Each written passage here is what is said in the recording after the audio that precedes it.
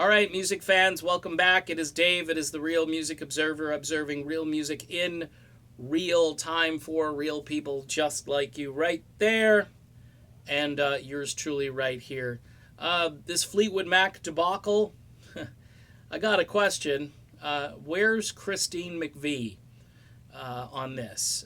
She worked with Lindsey last year on a very critically acclaimed album that I think a lot of Fleetwood Mac fans were hoping would be a Fleetwood Mac album. It might as well have been, but the collaboration between those two was just off the charts fantastic. And I'm thinking that, Christine McVie, could she not be like the swing vote in all of this? I know Mick Fleetwood, I think, has sided with Stevie Nicks on her silly notions that the smirk and the music that she chose for this Music Cares event irritated her so much that she couldn't be on the same stage. Now, again, I think there's more to it than that. I've already done a video on that. But if Christine McVie had said, hey, you know what, I think we can't feasibly go on without Lindsey. Lindsey's just too important. And here's the proof. Here's this album which you guys could have been a part of, and so it's just a little bit flabbergasting, if that's a word, that she's remained quiet. But here's the deal about Christine McVie: classy. Okay, all this stuff is beneath her. All of this infighting and petty stuff is not Christine McVie.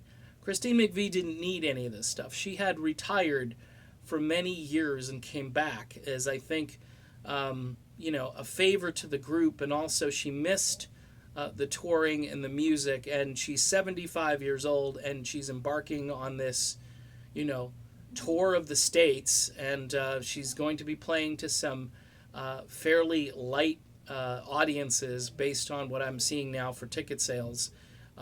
Lindsey Buckingham's impact has driven people to Twitter to chat with Buckingham, who has become very accessible to his fans through all of this, and is having some very frank discussions with people on Twitter.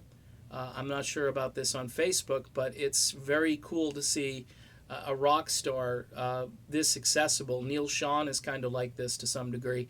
But, folks, I just can't see the upside to what this is. And Lindsey Buckingham rightfully decided to sue the band, and I think he's got every right. There are some people that are doing these knee-jerk reactions to like, oh, Buckingham's the problem. Well, they kicked him out of the band really for nothing, okay? So you don't kick somebody out of a band, the guy who's like the architect of the band's sound for the last, 40 years or so, who's partly and mostly responsible for one of their greatest selling albums, which is Rumors, okay? And then you just don't do that to somebody without really good cause. And Stevie Nicks, you know what? I'm sorry.